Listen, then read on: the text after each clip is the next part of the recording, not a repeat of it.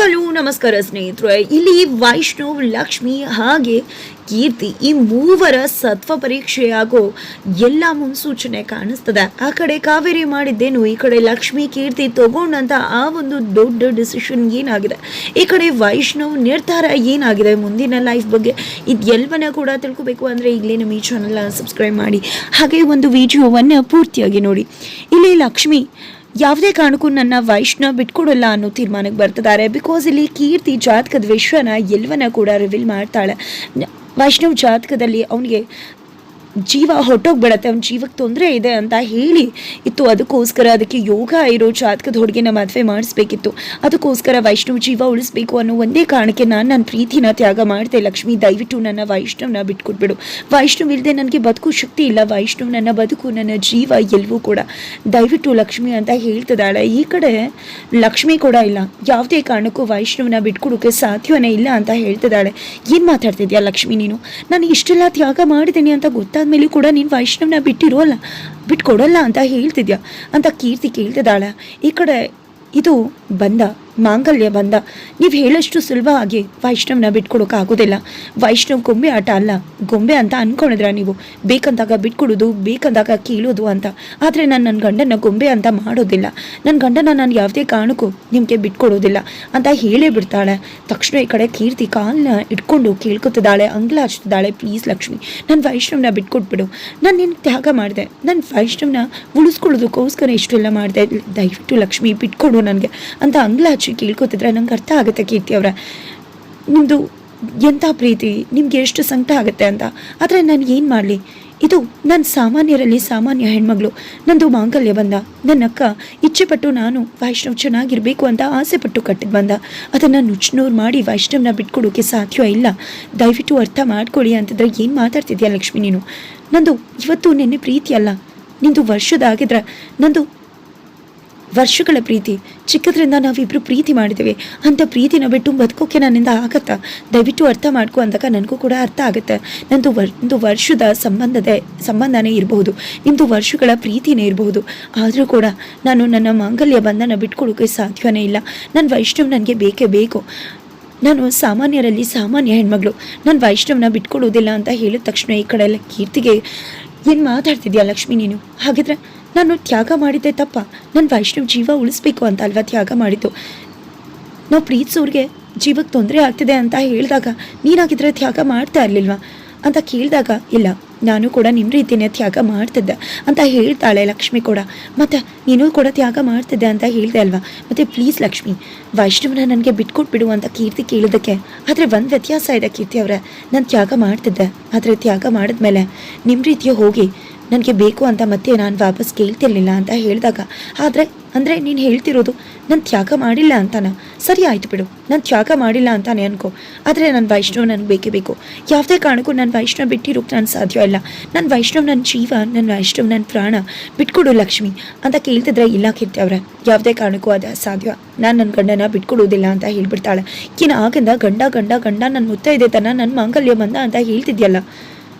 ವೈಷ್ಣವ್ಗೆ ನಾನೇನಾದರೂ ಈ ರೀತಿ ಅವ್ನ ಜೀವ ಉಳಿಸೋದಕ್ಕೋಸ್ಕರ ಈ ರೀತಿ ತ್ಯಾಗ ಮಾಡಿದ್ದೀನಿ ಅಂತ ಗೊತ್ತಾದರೆ ಅವ್ನು ನಿನ್ನ ಜೊತೆ ಸಂಸಾರ ಮಾಡ್ತಾನೆ ಅಂತ ಅಂದ್ಕೊಂಡಿದ್ಯಾ? ಅವ್ನು ನಿನ್ನ ಜೊತೆ ಇದ್ರೂ ಕೂಡ ಖುಷಿಯಿಂದ ನಿನ್ನ ಪ್ರೀತಿ ಮಾಡ್ತಾನೆ, ಅವ್ನು ನಿನ್ನ ಜೊತೆ ಚೆನ್ನಾಗಿರ್ತಾನೆ ಅಂತ ಅಂದ್ಕೊಂಡಿದ್ಯಾ? ನಿಜ ಹೇಳಬೇಕು ಅಂದರೆ ಒಂದಿನಾದರೂ ಅವ್ನ ಕಣ್ಗಳಲ್ಲಿ ನಿನ್ನ ಪ್ರೀತಿನ ಕಂಡಿದ್ಯಾ ನೀನು ಅಂತ ಪ್ರಶ್ನೆ ಮಾಡ್ತಿದ್ದಾರೆ. ಈ ಕಡೆ ಲಕ್ಷ್ಮಿಗೆ ವೈಷ್ಣವ್ ನನಗೆ ಹಳೆ ಪ್ರೀತಿನ ಮರೆತು ನಿನ್ನೆ ಸುಲಭವಾಗಿ ಹೊರಗಡೆ ಬಂದು ಬದುಕೋದು ಇನ್ನೂ ಕೂಡ ಕಷ್ಟ ಆಗ್ತಿದೆ ಅಂತ ಹೇಳಿದ್ದು. ಈ ಕಡೆ ಲಕ್ಷ್ಮಿ ನಿಮ್ಮ ಮನಸ್ಸಲ್ಲಿ ಇನ್ನೂ ಕೂಡ ಹಳೆ ಹುಡುಗಿ ಇದ್ದಾಳೆ ಅಂತ ಕೇಳಿದಾಗ ಪ್ರಶ್ನೆಗೆ ಉತ್ತರ ಕೊಡ್ತಾ ಇದ್ದಿದ್ದು. ನಂತರ ಎಲ್ಲವೂ ಕೂಡ ನೆನಪಾಗುತ್ತೆ. ನಂತರ ಪೂಜೆಲಿ ವೈಷ್ಣವ್, ಇನ್ನು ಮುಂದೆ ನಾವು ಹೊಸ ಬದುಕನ್ನು ಶುರು ಮಾಡಬೇಕು, ಆ ನಂಬಿಕೆಯಿಂದ ಪೂಜೆ ಮಾಡೋಣ ಅಂದಿದ್ದು.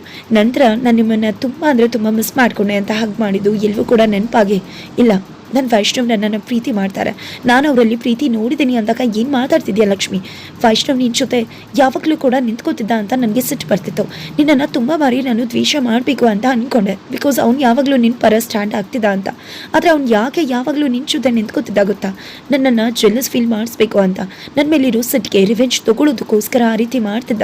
ನಿನಗೆ ಪ್ರೀತಿ ತೋರಿಸ್ತಿದ್ರು ಕೂಡ ನನಗೆ ಫೀಲಿಂಗ್ಸ್ಗೆ ಹರ್ಟ್ ಆಗಬೇಕು ಅಂತ ಆ ರೀತಿ ಮಾಡ್ತಿದ್ದೆ ಹೊರತು ಅವನಲ್ಲಿ ಯಾವುದೇ ರೀತಿ ನಿನ್ನ ಪ್ರೀತಿ ಇರಲಿಲ್ಲ. ನೀನು ಸುಮ್ಮನೆ ವಿನಾಕಾರಣ ಭ್ರಮೇಲಿ ಬದುಕಬೇಡ ಲಕ್ಷ್ಮಿ ಅಂತ ಕೀರ್ತಿ ಹೇಳ್ತಿದ್ರೆ, ಇಲ್ಲ ನೀವು ಆ ರೀತಿ ಅನ್ಕೋತಿದ್ರೆ ಅಷ್ಟೇ.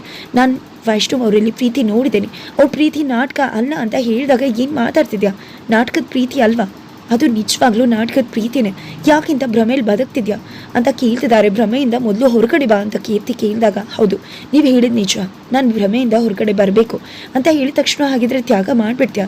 ನನ್ನ ವೈಷ್ಣವ್ನ ನನಗೆ ಬಿಟ್ಕೊಡ್ತೀಯಾ ಅಲ್ವಾ ಲಕ್ಷ್ಮಿ ಅಂತ ಕೀರ್ತಿ ಕೇಳಿದಕ್ಕೆ, ಇಲ್ಲ ನಾನು ಭ್ರಮೆಯಿಂದ ಬರಬೇಕು ಅಂದಿದ್ದು ನನ್ನ ಮಾತ್ರ ಅಲ್ಲ, ನಾನು ನೀವು ಇಬ್ಬರು ಕೂಡ ಭ್ರಮೆಯಿಂದ ಹೊರಗಡೆ ಬರಬೇಕಾಗಿದೆ.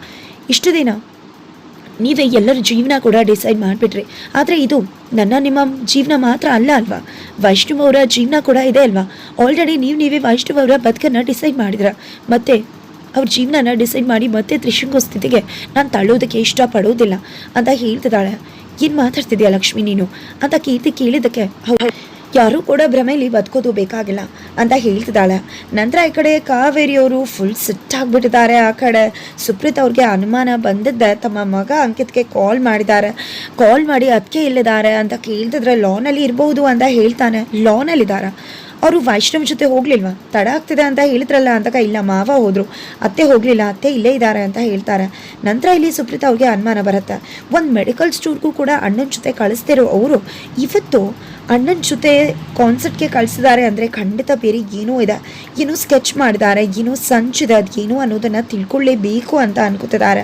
ನಂತರ ಆ ಕಡೆ ಕಾವೇರಿಯವರಂತೂ ಫುಲ್ ಕೆಂಡಾಮಂಡಲ ಆಗ್ಬಿಟ್ಟಿದ್ದಾರೆ. ಮನೆಗೆ ಬಂದಿದ್ದಾರೆ, ಆ ಕಡೆ ಈ ಕಡೆ ಓಡಾಡ್ತಿದ್ದಾರೆ. ಕಾರುಣ್ಯನ ಯಾವುದೇ ಕಾರಣಕ್ಕೂ ಬಿಡುವುದಿಲ್ಲ, ಇವತ್ತು ಎಲ್ಲನೂ ಕೂಡ ನನ್ನನ್ನು ಹಾಳು ಮಾಡಿಬಿಟ್ಟೆ ನೀನು ಅಂತ ಕೆಂಡಾಮಂಡಲ ಆಗ್ತಿದ್ದಾರೆ. ಜೊತೆಗೆ ಇಲ್ಲ ಯಾವುದೇ ಕಾರಣಕ್ಕೂ ಲಕ್ಷ್ಮಿ ಮತ್ತು ವೈಷ್ಣವ್ ಇಬ್ಬರಿಗೂ ಕೂಡ ಈ ಒಂದು ಜಾತಕದ ವಿಷಯ ಗೊತ್ತಾಗಲೇಬಾರ್ದು ಅಂತ ಯೋಚನೆ ಮಾಡ್ತಿದ್ದಾರೆ. ನಂತರ ಈ ಕಡೆ ಲಕ್ಷ್ಮಿ ಮುಂದುವರೆದಿದೆ. ನೋಡಿ 24 ಗಂಟೆ ವೈಷ್ಣವ್ ಬರ್ತಾರೆ ಹೈದರಾಬಾದಿಂದ. ಅವರು ಹೈದರಾಬಾದಿಂದ ಬರ್ತಿದ್ದಾಗ ಸತ್ಯ ತ್ಯಾಗ ಎರಡನ್ನ ಕೂಡ ವೈಷ್ಣವ್ ಮುಂದೆ ಇಡೋಣ, ಅವರೇ ಡಿಸೈಡ್ ಮಾಡ್ತಾರೆ ಯಾವುದು ಬೇಕು ಅಂತ, ಅಲ್ಲೇ ಡಿಸೈಡ್ ಆಗಿಬಿಡ್ಲಿ, ಎಲ್ಲವೂ ಕೂಡ ವೈಷ್ಣವ್ ಅವ್ರಿಗೂ ಗೊತ್ತಾಗಲಿ ಅಂತ ಹೇಳಿದಕ್ಕೆ ಈ ಕಡೆ ಕೀರ್ತಿ, ಹಾಗಿದ್ರೆ ವೈಷ್ಣವ್ಗೆ ಎಲ್ಲ ಸತ್ಯ ಹೇಳ್ಬಿಡೋದು ಅಂತ ಹೇಳ್ತಿದ್ಯಾ ಲಕ್ಷ್ಮಿ ನೀನು ಅಂದಾಗ, ಹೌದು ಇಷ್ಟು ದಿನ ಸುಳ್ಳನ್ನ ಹೇಳಿ ಸತ್ಯ ಮುಚ್ಚಿಟ್ಟಿದ್ದು ಸಾಕು, ಇನ್ನು ಮುಂದೆ ಯಾವುದೇ ಕಾರಣಕ್ಕೂ ಯಾವುದೇ ಸುಳ್ಳನ್ನು ಹೇಳೋ ಅವಶ್ಯಕತೆ ಇಲ್ಲ. ವೈಷ್ಣವ್ ಅವ್ರಿಗೆ ಎಲ್ಲ ಸುಳ್ಳು ನಡೆದದ್ದೇನು ಅನ್ನೋ ಸತ್ಯನ ಹೇಳ್ಬಿಡೋಣ ಅಂತ ಹೇಳಿದಾಗ, ಸರಿ ಆಯಿತು, 1 ವರ್ಷ ವನವಾಸ ಮಾಡಿದ್ದೀನಿ ನಾನು, ನನ್ನ ಪ್ರಶ್ನೆಗಳಿಗೆ ಉತ್ತರ ಬೇಕಾಗಿದೆ ಅಂತ, ಈಗ ಉತ್ತರ ಸಿಗೋ ಸಮಯ ಬಂದಿದೆ, ನೀನು ಏನು ಮಾಡಿದ್ಯೋ ಅದು ಸರಿಯಾಗಿ ಮಾಡಿದ್ಯಾ ಲಕ್ಷ್ಮಿ, ತುಂಬಾ ಥ್ಯಾಂಕ್ಸ್, ನಾಳೆ ಎಲ್ಲ ಕೂಡ ಡಿಸೈಡ್ ಆಗಿಬಿಡ್ಲಿ ಅಂತ ಕೀರ್ತಿ ಹೇಳ್ತಾಳೆ. ಅಷ್ಟರಲ್ಲಿ ಸುಪ್ರೀತಾ ಮತ್ತು ಗಂಗಕ್ಕ ಬಂದಿದ್ದೆ, ಏನಿಲ್ಲ ಕೀರ್ತಿ ನೀನು ಯಾಕೆ ಇಲ್ಲಿಗೆ ಬಂದಿದ್ಯಾ ಅಂತಿದ್ದಾಗ ಈ ಕಡೆ ಲಕ್ಷ್ಮಿಗೆ ಕೀರ್ತಿ, ಲಕ್ಷ್ಮಿ ನಾಳೆ ಇಬ್ಬರು ಕೂಡ ಇಲ್ಲೇ ಭೇಟಿ ಮಾಡೋಣ ಅಂತ ಹೇಳಿ ಹೊರಟ್ಬಿಡ್ತಾಳೆ. ನಂತರ ಈ ಕಡೆ ಲಕ್ಷ್ಮಿನ ಯಾಕೆ ಅಳ್ತಿದ್ಯಾ ಲಕ್ಷ್ಮಿ, ಅವಳು ಯಾಕೆ ಇಲ್ಲಿಗೆ ಬಂದಿದ್ಲು, ಏನು ಹೇಳಿದ್ಲು ಅಂದಾಗ, ಏನೂ ಇಲ್ಲ ನನ್ನ ನೋಡಿದ್ರಂತೆ, ದೇವಸ್ಥಾನಕ್ಕೆ ಬಂದಿದ್ರಂತೆ, ಅದಕ್ಕೆ ಮಾತಾಡ್ಸ್ಕೊಂಡು ಹೋಗೋಣ ಅಂತ ಬಂದಿದ್ರು ಅಂದಾಗ, ಕೀರ್ತಿ ಸುಮ್ಮನೆ ವಿನಾಕಾರಣ ದೇವಸ್ಥಾನಕ್ಕೆ ಬರೋಳಲ್ಲ, ಏನೋ ಆಗಿದೆ, ಏನೋ ಆಗೋ ಮುನ್ಸೂಚನೆ ಕೂಡ ಕಾಣಿಸ್ತಿದೆ, ಏನದು ಅಂದಾಗ ಆ ರೀತಿ ಏನೂ ಇಲ್ಲ ಅಂತ ಲಕ್ಷ್ಮಿ ಹೇಳ್ತಾಳೆ. ನಂತರ ದೊಡ್ಡಪ್ಪ ಕೂಡ ಬಂದು, ಏನಮ್ಮ ಪೂಜೆ ಆಗಿದೆ, ಯಾಕೆ ರೀತಿ ಇದೆಯಾ ಅಂತ ಕೇಳ್ತಿದ್ದಾರೆ. ನಾನು ಹೋಗಿ ಪೂಜೆ ಸಾಮಾನಿದೆ ಅಲ್ಲಿ ತೊಗೊಂಡು ಬಂದ್ಬಿಡ್ತೀನಿ ಅಂತ ಲಕ್ಷ್ಮಿ ಹೋದಾಗ, ಈ ಕಡೆ ದೊಡ್ಡಪ್ಪ ಕೂಡ ಹೋಗಿ, ಕೀರ್ತಿ ಬಂದಿಲ್ಲಲ್ಲ ಏನು ಹೇಳಿದ್ಲಮ್ಮ ಅಂತ ಕೇಳ್ತಿದ್ರೆ, ನಿಮಗೆ ಗೊತ್ತಿದೆ ದೊಡ್ಡಪ್ಪ ಅಂದಾಗ, ನೋಡ್ದೆ ನಿನ್ನ ಹತ್ರನೇ ಬರ್ತಿರ್ಬೋದು ಅಂತ ಅಂದ್ಕೊಂಡೆ ಅಂತಾರೆ. ನಂತರ ನನ್ನನ್ನು ಏನೂ ಕೇಳಿಬಿಡಿ ದೊಡ್ಡಪ್ಪ, ನಾಳೆ ಎಲ್ಲ ಕೂಡ ಡಿಸೈಡ್ ಆಗುತ್ತೆ ಅಂತ ಹೇಳಿದ ತಕ್ಷಣ, ಸರಿ ಆಯಿತು ಮಗಳೇ, ಆದರೆ ನಿನ್ನ ದೊಡ್ಡಪ್ಪ ಯಾವತ್ತೂ ನಿನ್ನ ಜೊತೆ ಇದ್ದಾರೆ ಅನ್ನೋದನ್ನು ಮರಿಬೇಡ ಅಂದಾಗ ದೊಡ್ಡಪ್ಪನ ಹಗ್ ಮಾಡಿಕೊಂಡು, ದೊಡ್ಡಪ್ಪ ನನ್ನ ಮನಸ್ಸು ಹಾಳಾದಾಗ ನೀವು ನನಗೆ ಆಶ್ರಯ ಕೊಟ್ರಿ, ಮನಸ್ಸಿಗೆ ಸಮಾಧಾನ ಹೇಳಿ ಧೈರ್ಯ ತುಂಬಿದ್ರಿ, ತುಂಬಾ ಥ್ಯಾಂಕ್ಸ್ ದೊಡ್ಡಪ್ಪ, ಈ ಒಂದು ಋಣನ ನಾನು ಯಾವುದೇ ಕಾರಣಕ್ಕೂ ತೀರ್ಸೋಕ್ಕಾಗೋದಿಲ್ಲ ಅಂತ ಹೇಳ್ತಾಳೆ. ನಂತರ ಆ ಕಡೆ ಕಾವೇರಿಯವರು ಕೀರ್ತಿಗೆ ಮೆಸೇಜ್ ಮಾಡಿದ್ದಾರೆ, ನಿನ್ನ ಜೊತೆ ಮಾತಾಡಬೇಕು ಅರ್ಜೆಂಟಾಗಿ ಮನೆಗೆ ಬಾ ಅಂತ. ಆ ಕಡೆ ಕೀರ್ತಿ ಕೂಡ ಮೆಸೇಜ್ ಓದ್ತಾಳೆ. ಹೋಗೋಣ ಅಂತ ಹೊರಡ್ತಿದ್ರೆ ಕಾರುಣ್ಯವ್ರು ಬರ್ತಾರೆ, ಎಲ್ಲಿಗೆ ಹೋಗ್ತಿದ್ಯಾ ಬೇಬಿ ನೀನು ಅಂದಾಗ, ಕಾವೇರಿ ಆಂಟಿ ಮೆಸೇಜ್ ಮಾಡಿದಾರಮ್ಮ, ಅದಕ್ಕೆ ಅಂದಾಗ ಅವಳು ಮೆಸೇಜ್ ಮಾಡಿದಾಳೆ ಅಂದ ತಕ್ಷಣ ಹೋಗ್ತಿದ್ಯಾ, ಬೇಡ ಕೀರ್ತಿ ಮತ್ತೆ ತೂರಿ ಇನ್ನೇನೋ ಅವಾಂತರ ಮಾಡೋದಕ್ಕೋಸ್ಕರ ನೀನು ಮತ್ತೆ ಲಕ್ಷ್ಮಿ ಮಾತಾಡ್ಕೊಂಡಿದ್ದಾಳಲ್ವ, ನಾಳೆ ವೈಷ್ಣವ್ ಬರ್ತಿದ್ದಾಗೆ ಇಲ್ಲ ಕೂಡ ಡಿಸೈಡ್ ಆಗಬೇಕು ಅಂತ, ನಿಮ್ಮ ಮೂವರ ಮಧ್ಯೆ 4ನೇವ್ರು ಯಾಕೆ ಬರಬೇಕು, ಅದು ನಾನಾಗಲಿ ಅಥವಾ ವೈಷ್ಣವ್ ಮಾಮ್ ಆಗಲಿ ಯಾರು ಕೂಡ ಬರೋದು ಬೇಡ ಅಂತ ಹೇಳ್ತಾರೆ. ನಂತರ ಈ ಕಡೆ ಕಾವೇರಿಯವರು ಕುತ್ಕೊಂಡಿದ್ರೆ ಈ ಕಡೆ ಲಕ್ಷ್ಮಿ ಬರ್ತಾಳೆ. ಕಾವೇರಿಯವರು ಆಂಟಿಗೆ ಎಲ್ಲ ಕೂಡ ಗೊತ್ತು, ಬೇಕಿದ್ರೆ ಹೋಗಿ ಕೇಳು, ಇದು ಎಲ್ಲವನ್ನ ಕೂಡ ಅವರೇ ನನಗೆ ಹೇಳಿದ್ದು, ಅವರೇ ಮದುವೆನ ಕೂಡ ಮಾಡಿಸಿದ್ದು, ಜಾತಕದ ವಿಷಯನೇ ಅವರೇ ನನಗೆ ಹೇಳಿದ್ದು ಅಂತ ಹೇಳಿದ ವಿಷಯ ಎಲ್ಲವನ್ನ ಕೂಡ ಲಕ್ಷ್ಮಿ ನೆನಪು ಮಾಡಿಕೊಂಡೆ ಕಾವೇರಿಯವ್ರ ಹತ್ರ ಪ್ರಶ್ನೆ ಮಾಡೋಕೆ ಮುಂದಾಗ್ತಿದ್ದಾರೆ. ಹಾಗಿದ್ರೆ ನಿಜವಾಗ್ಲೂ ಲಕ್ಷ್ಮಿ ಬಂದದ್ದೇ ಕಾವೇರಿಯವ್ರ ಹತ್ರ ಪ್ರಶ್ನೆ ಮಾಡ್ತಾಳೆ ಅನ್ನೋದೇ ಪ್ರಶ್ನೆ ಆಗಿದೆ. ಆ ಕಡೆ ವೈಷ್ಣವ್ ಕಾರಲ್ಲಿ ಹೋಗ್ಬೇಕಿದ್ರೆ ಅಪ್ಪ ಕಣ್ಣಲ್ಲಿ ಕಣ್ಣಿಟ್ಟು ನೋಡ್ದೆ ಅಪ್ಪ ಧೈರ್ಯವಾಗಿ ಲಕ್ಷ್ಮಿ ಅವನ್ನ ಇನ್ನು ಮುಂದೆ ಯಾವುದೇ ರೀತಿ ತೊಂದರೆ ಇಲ್ಲ, ಹೋಗ್ತಿದ್ದಾಗೆ ಎಲ್ಲ ವಿಷಯ ಗೊಂದಲನ ಕ್ಲಿಯರ್ ಮಾಡ್ಕೊಂಡು ಹೊಸ ಬದುಕನ್ನು ಶುರು ಮಾಡೋದಷ್ಟೇ ಅಂತ ಹೇಳ್ತಾರೆ. ಈ ಕಡೆ ಕೀರ್ತಿ ವಿಷಯ ಲಕ್ಷ್ಮಿಗೆ ಗೊತ್ತಾಗಿರ್ಬೋದು ಅಂತ ಅಪ್ಪ ಹೇಳಿದಕ್ಕೆ ನನಗೂ ಹಾಗೆ ಅನ್ನಿಸ್ತು. ಗೊತ್ತಾಗಿದ್ರೆ ಗೊತ್ತಾಗಿರ್ಲಿ ಬಿಡಿ, ನಾನೇ ಹೋಗಿ ಎಲ್ಲಾನು ಕೂಡ ಹೇಳ್ತೀನಿ, ಇನ್ನು ಯಾವುದೇ ರೀತಿ ತೊಂದರೆ ಇದೆ ಹೊಸ ಬದುಕನ್ನು ಶುರು ಮಾಡೋದು ಅಂತ ವೈಷ್ಣವ್ ಅನ್ಕೋತಿದ್ರೆ ಇಲ್ಲಿ ಬರ್ತದಾಗೆ ಮೂವರ ನಡುವೆ ಮೂವರು ಕೂಡ ಒಂದು ತ್ರಿಕೋನ ಪ್ರೀತಿಯಲ್ಲಿ ಸಿಕ್ಕಿ ಬೀಳ್ತಿದ್ದಾರೆ. ಇದರ ಅರಿವೇ ಇಲ್ಲ ವೈಷ್ಣವ್ಗೆ. ಬರ್ತದಾಗೆ ಬಿಗ್ ಶಾಕ್ ಎದುರಾಗ್ತದೆ. ಕೀರ್ತಿನ ತುಂಬಾ ಪ್ರೀತಿಸಿದ ವೈಷ್ಣವ್ ಕೀರ್ತಿ ತನಗೆ ಮೋಸ ಮಾಡಿದ್ಲು ಅನ್ನೋ ಕಾರಣಕ್ಕೆ ದ್ವೇಷ ಮಾಡ್ತಿದ್ದ. ಆದ್ರೆ ಇವತ್ತು ಕೀರ್ತಿ ತನ್ನನ್ನ ಉಳಿಸೋದಕ್ಕೋಸ್ಕರ ತನ್ನ ಪ್ರೀತಿನೇ ತ್ಯಾಗ ಮಾಡಿದ್ಲು ಅಂತ ಗೊತ್ತಾದ್ರೆ ವೈಷ್ಣವ್ ತಗೊಳ್ಳೋ ತೀರ್ಮಾನ ಏನಾಗಿರತ್ತೆ?